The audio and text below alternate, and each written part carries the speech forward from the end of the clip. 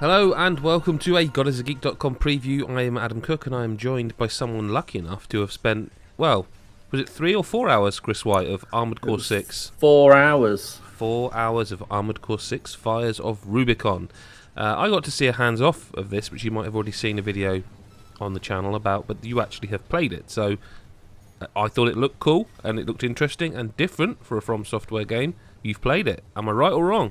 Yeah, no, no, it's absolutely amazing from what I played. So 4 hours.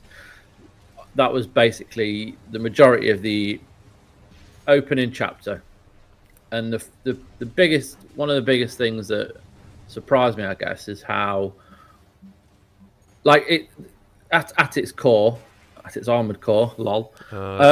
It's a FromSoft combat game, 100%. But that's obviously very different. But the kind of idea of remembering attack patterns, using everything at your disposal, being smart about it, that's all there. But the main kind of takeaway is that I was expecting like it to just be like one continuous journey through a world that you get to explore, like in Dark Souls, like in Elden Ring, like in Bloodborne, where you're not taken away from the action unless you go back to like the hub world or something. This is like the missions are structured where you'll get given a job by a certain corporation or like military group, and then you'll take on that job, and then you'll go and do it, and the place you go to is like a different place every time. So it's a different environment where you don't really get to explore a lot because you got to get the mission done, and then once you've done that, you go back to base. Then you go back out on another mission. It's in a completely different area or But how whatnot. big are, like, because I get the fact that it's like, well, they're level based, as it were.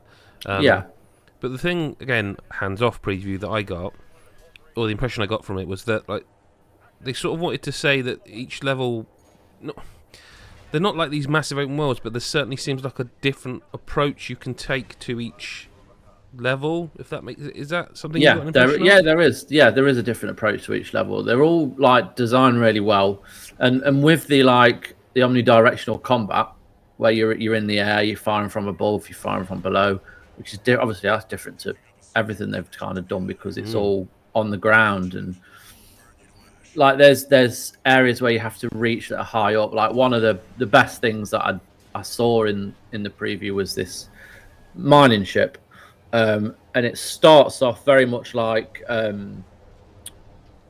when you're fighting Radahn in Elden Ring. Like you're at a distance, it's firing this laser at you, and then you get to it, and it's this massive mining ship on legs, like an AT-AT from Star Wars, but just a lot bigger.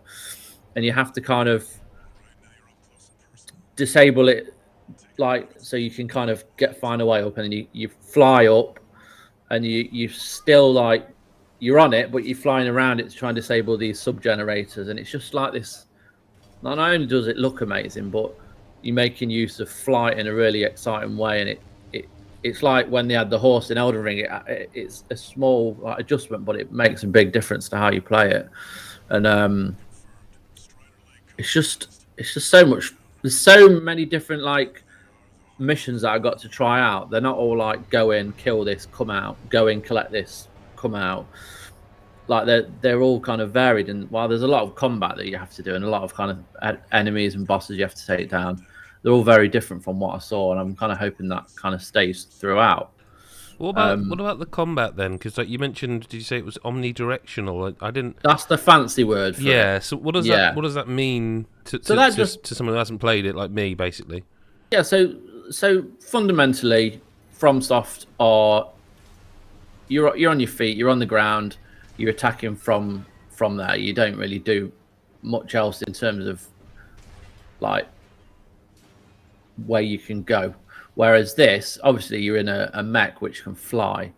So you've got four main kind of weapons on you, and there's a left hand and a right hand, so you can fire guns from them, or you've got like a melee weapon, which is a blade, and then you've got your two shoulder attachments, which you can upgrade, and which I'll go into in a bit. But you basically got missiles on your shoulders, guns in your hands.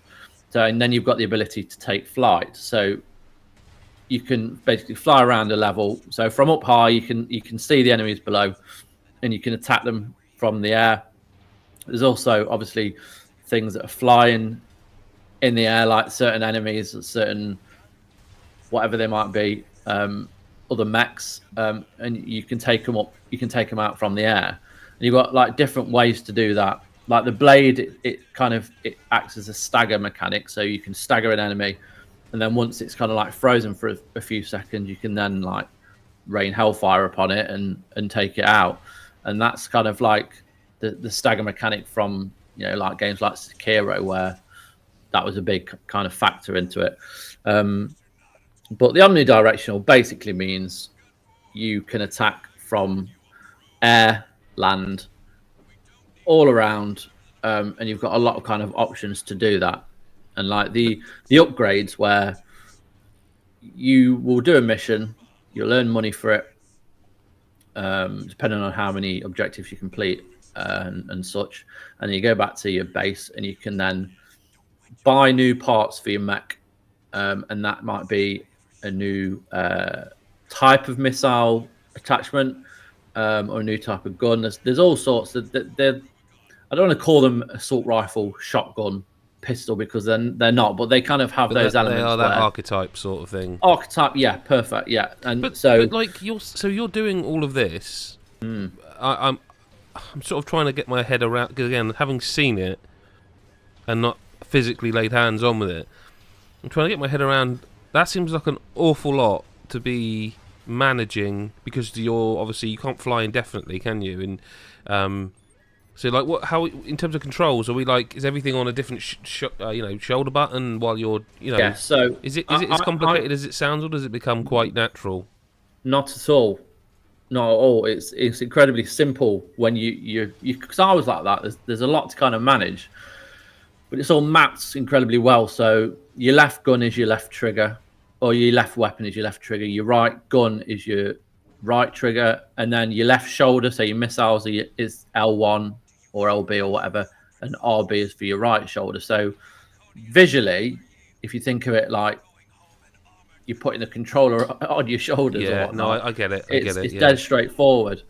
And the kind of the customizable side of it is basically like you creating your own class.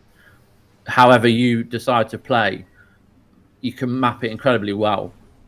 And like there's some of the missiles that are like, you can fire a missile that launches straight at somebody, or you can use ones that are like mortars. So you fire up, and then maybe you want to, because you can also dash to the side, and Yeah. the movement on the ground is just as good as it is in the air. And you can kind of get to the sides, draw their attention away while these mortars rain down on them. And there's obviously armor all around certain bosses, so you might need to attack them from behind. Because You've got I a get lot the of different feeling, kind of angles. I get the feeling that it's one of those games that when you think about everything you're describing, you think it'd be quite slow and it's mechs, but it's actually again, I haven't played it, but from what I've seen, it's anything but, isn't it? It's very It's very a nice quick. balance, because it's not as methodical as your Dark Souls, but Yes. it's still grounded. It's not like ridiculously. It's not like a hack and slash. It doesn't feel like you're just bashing buttons. There is a lot of skill involved, and the same kind of things that feature in FromSoft games, like expertly crafted bosses, where there's so many facets to how they attack, Well, how they move. you're kind of leading into my maybe most important question, actually. So I might as well just ask you it now. Difficulty. Talk to me. So there was one moment where I was like, "Oh no, this is tough," but that was because I wasn't aware of a certain mechanic which I had, which was the kind of stagger with the blade, which really does make a difference. And I would say it's tough. It is difficult. However, I think it's going to be more accessible to people who maybe shied away from the older FromSoft games, because it's tough, because like Elden Ring was difficult, but you had the ability like to come back to something and try it again once you've leveled up elsewhere. And while I said this is kind of similar, if you're struggling with something, you can go back and try another mission, get more money, buy more parts, then head back and try it out. But I think there's enough kind of maneuverability in your mech and the different kind of weapon patterns that you can choose, and the experimentation means that you will find it a challenge, but it's not overbearing in any sense. Like I found it quite satisfying, but literally chapter 1, first part of the game. I don't know how long this game's going to be because obviously it's a preview, so it might get a lot tougher. But even like with other FromSoft games, it's the challenge right in, straight away.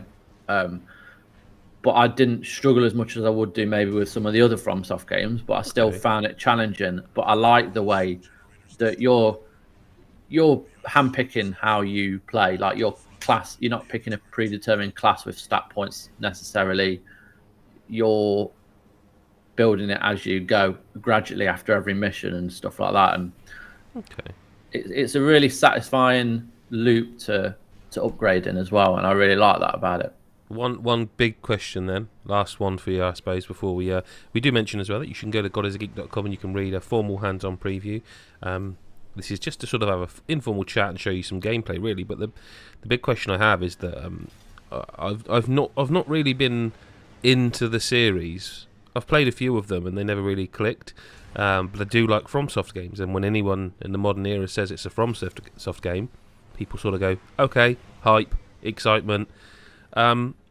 With that in mind, sort of putting that to the side almost, now you've played it, and we don't know how much, but 4 hours is still a good chunk of any game to play.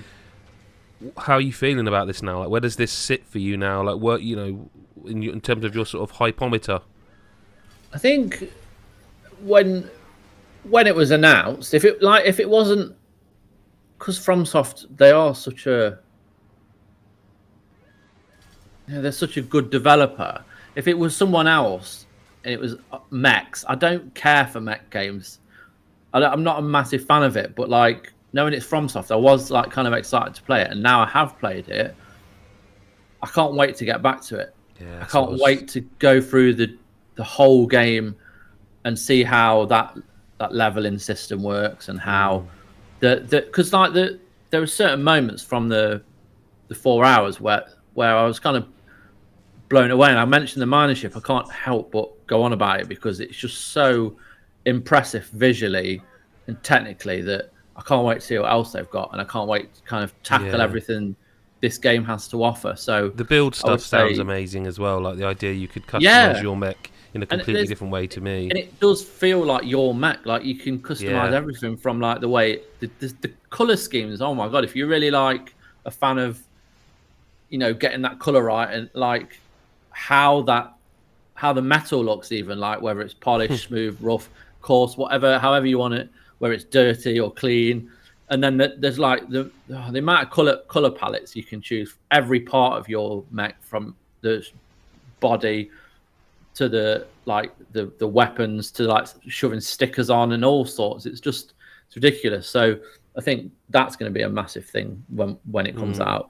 But just going back, starting from the beginning, playing through, I think there's a lot of scope for this to be, a great game, but also a bit of a surprise for FromSoft fans. Like, I feel some won't like this. I just have a feeling, because it's FromSoft and people are people. We get the occasional negativity, and that'll come. But I think people that just enjoy video games and like a challenge, and they'll 100% appreciate it. It's kind of cool to see them doing something. Well, I want to say something different. I mean, they're it's their series, and it's Armored Core 6, and there's God knows how many other entries into it on PSP. But do you know what I mean? Something different from the sort of Souls formula.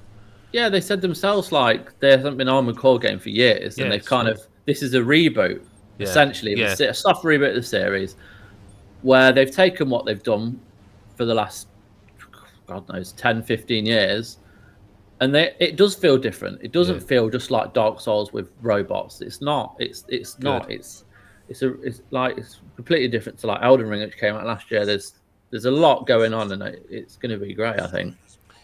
Well, if you enjoyed this, do make sure you subscribe and hit the bell button so you don't miss any future content. And if you want to come and chat to us and our community about Armored Core 6, join our Discord by going to patreon.com/GodIsAGeek, where you can find out about how that can be done. Chris, thank you so much for your time. No worries, thank you. And everybody else, let us know in the comments for your hypometer, as is a new word I'm going to use from now on. Is it 1 or low or 10 massively hyped? Let us know in the comment section below, and we'll see you in the next video. Bye bye for now.